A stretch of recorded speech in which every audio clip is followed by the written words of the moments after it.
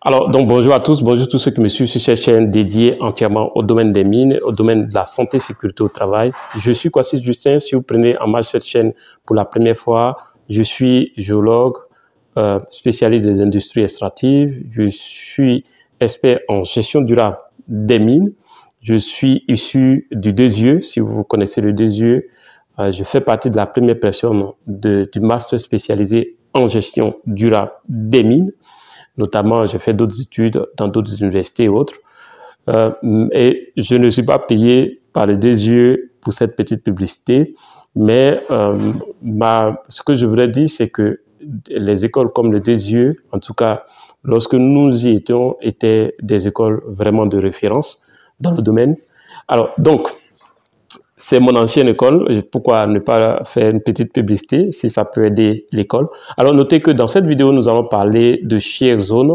Donc, on va de shear zone à or, donc de cisaillement à or, donc de shear zone aurifère. Si vous prenez en marche cette vidéo, sachez que j'ai fait une première vidéo pour l'introduction concernant le cisaillement à or. Alors, en ce qui concerne le cisaillement à or ou la shear zone aurifère, aujourd'hui, nous allons parler de l'environnement volcano-plutonique en ce qui concerne la shear zone aurifère ou le cisaillement à or. Alors, notez déjà que je suis encore une fois Kwasi Justin. Mon but sur cette chaîne est de démocratiser la connaissance. Donc, ce que je vous demande de faire maintenant, c'est de partager cette vidéo, de liker d'abord, de partager, parce que le pouce bleu, c'est un élément qui me permet de comprendre que vous aimez ce type de vidéo et aussi c'est une manière de m'encourager. Donc, likez, vous avez juste 2 secondes, likez, donc appuyez le pouce bleu juste au niveau de cette vidéo, partagez à tout le monde de sorte que nous puissions vulgariser la connaissance. Alors, notez que si vous êtes intéressé par le domaine des mines, vous êtes étudiant ou vous êtes en entreprise, vous voulez apprendre un logiciel dans les mines, que ce soit MapInfo, Discover, Surfer, DataMine, etc.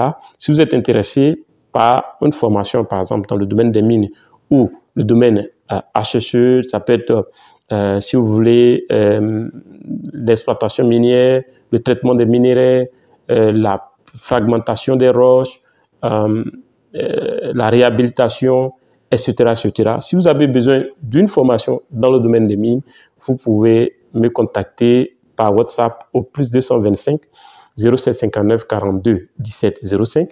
Je vais mettre tout ça dans la description de cette vidéo. Si vous regardez cette vidéo sur la chaîne YouTube, regardez dans la description au bas de cette vidéo. Et si vous regardez cette vidéo sur la page Facebook, regardez juste en haut de cette vidéo, vous avez mon contact. Et j'ai aussi le Clone Mine Pro pour accompagner tous ceux qui veulent booster leur carrière dans le domaine des mines. Donc, les étudiants ou ceux qui sont déjà en entreprise. Et c'est sous forme d'abonnement payant. Vous me dites et vous payez votre abonnement. Ça vous donne la possibilité de me poser plusieurs questions et même d'avoir des réductions sur toutes mes formations. Et si vous voulez investir dans le domaine des mines, vous pouvez me contacter pour un accompagnement, un coaching et aussi vous aider à évaluer votre projet, éventuellement à vous accompagner dans sa mise en place ou même la construction de dossiers pour obtenir le permis d'exploitation, que ce soit en sémi et généralement en sémi ou si vous voulez en industriel, tout dépendra du type de projet. Vous me contactez par WhatsApp, on en discute et je vois comment je peux vous aider. Alors sans plus tarder, nous allons voir quelques éléments clés et je ne ferai pas une vidéo trop longue et je vais faire une série de vidéos concernant la shear zone aurifère ou si vous voulez le gisement à or. Alors, on y va. Premier élément à prendre en compte, à noter, c'est que les gisements, donc quand on se trouve dans un environnement volcano-plutonique, donc on parle du contexte de la shear zone aurifère dans un environnement volcano-plutonique. Alors, dans un environnement volcano-plutonique, notez que les gisements les gisements qui se trouvent, par exemple, dans un contexte ductile cassant, ces gisements-là vont être constitués essentiellement par des zones de cisaillement qui vont se présenter de façon subverticale. Donc, ça veut dire que la pente va être faible, mais aussi peut se présenter de façon horizontale. Premier point à noter. Le deuxième point à noter, c'est par rapport au cœur même du système. Qu'est-ce que le cœur du système va présenter? Alors, quelle est la structure du cœur du système?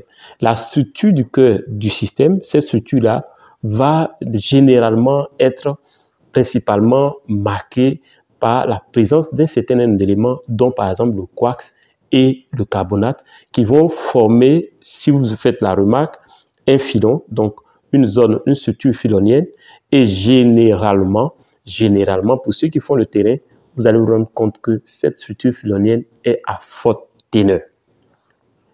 Donc, vous devez véritablement, quand vous vous retrouvez dans un contexte, par rapport à une chère zone aurifère, et que vous vous retrouvez dans un environnement volcano-plutonique, vous devez faire attention aux quarks et aux carbonates qui se trouvent au cœur de cette structure, c'est-à-dire dans la zone de cisaillement qui va être essentiellement, se présenter essentiellement de façon subverticale ou de façon horizontale. Donc, voilà le deuxième point à retenir. Le cœur de la structure qu'on va présenter généralement du quarks qui est associé, par exemple, à des carbonates, et cette zone est très souvent à forte teneur. Donc, les géologues, faites attention lorsque vous établissez vos modèles. Troisième point, c'est que le quarks, faites attention, par exemple, à la structure du quarks.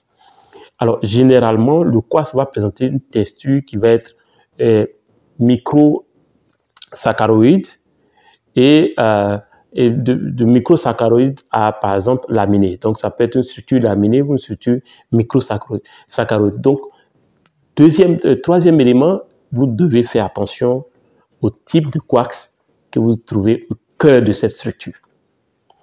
Alors, donc, lorsque vous avez fait vous avez pris tous ces éléments en compte, ce que vous devez prendre en compte aussi, c'est que le quarks en question là va refléter le caractère pulsatif du remplissage.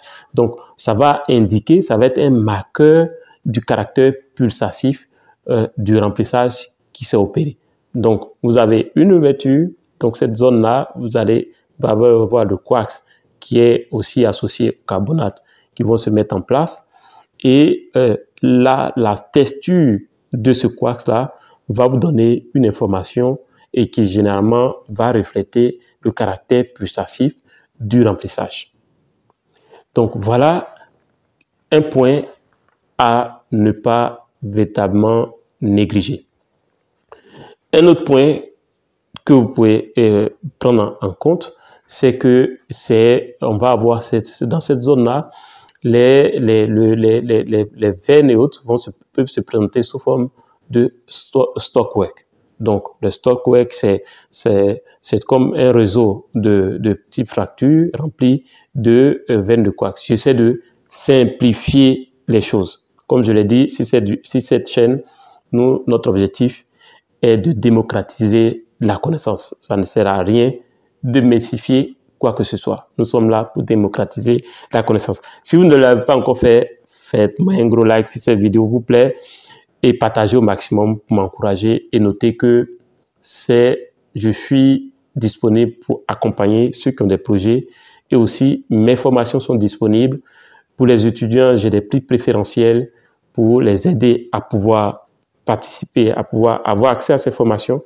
Et si vous êtes dans le domaine des mines et qu'un logiciel existe dans ce domaine, je vous demande pardon. Maîtrisez ce logiciel pour accroître vos chances. Donc, nous allons voir un dernier point dans cette vidéo et nous allons continuer dans les vidéos prochaines. Alors, un autre point, je pense que c'est le quatrième point que vous devez retenir, c'est que vous pouvez avoir un groupe de gisements qui vont être très souvent constitués de failles inverses et qui vont présenter des pentes faibles. Et on les trouve par exemple dans des tonalites,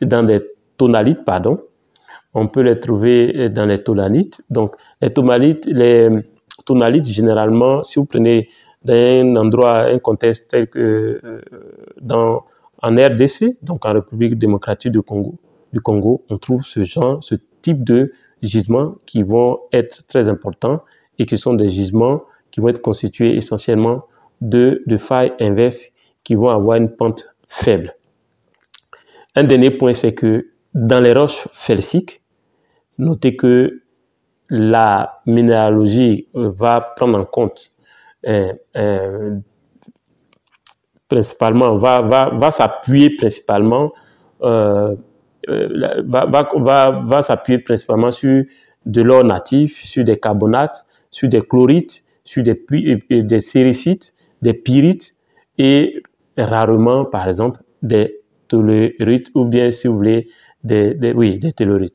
Donc, en fonction du contexte, surtout quand vous trouvez dans un environnement volcano-plutonique, je vais rapidement résumer ce que nous avons dit. Vous devez faire attention. Notez que les gisements dans le domaine du til cassant, on en a parlé dans la vidéo précédente, dans ces gisements-là vont être constitués par des zones de cisaillement. Et ces zones de cisaillement vont se présenter très souvent de façon verticale ou de façon horizontale. Et deuxième point, c'est que le cœur de ces systèmes-là, donc le cœur de ces différentes structures, va être souvent constitué ou marqué ou, je veux dire, principalement mis en relief par la présence de quarks et de carbonates. Et cette zone-là, généralement constitue une zone à forte teneur. Et donc, vous devez faire attention à ces éléments lorsque vous êtes géologue, lors de vos interprétations. Troisième point, c'est que le quartz dans cette zone-là va être des quartz, très souvent des quartz microsaccharoïdes ou bien des quartz à texture laminée. Et avant-dernier point, c'est qu'on observe également des stockwork dans ces zones. Et j'ai dit qu'il peut y avoir un groupe de gisements, donc dans ce type de contexte, qui vont être des gisements qui vont être souvent importants, et qui vont se mettre en place, vont être engendrés par des failles inverses, qui sont des failles qui ont une faible pente, donc à plus ou moins subverticale. Et on a aussi dit que les roches felsiques, dans les roches felsiques, la minéralogie comprend essentiellement de l'or natif, des chlorites par exemple, des pyrites, des séricites, etc., etc. Et un tout dernier point, c'est que lorsqu'on se retrouve dans un contexte volcanomafique, on va trouver soit de l'or, on va trouver soit des telluries, ou bien on va trouver des pyrites, des arsonopyrites, du quartz, des carbonates et même des fouchites. Les Anglais disent des fouchites. Alors, mais en ce qui concerne l'argent va être très peu abondant dans ce type de contexte. Si cette vidéo vous a plu, on se dit à la prochaine vidéo. À très bientôt. Ciao.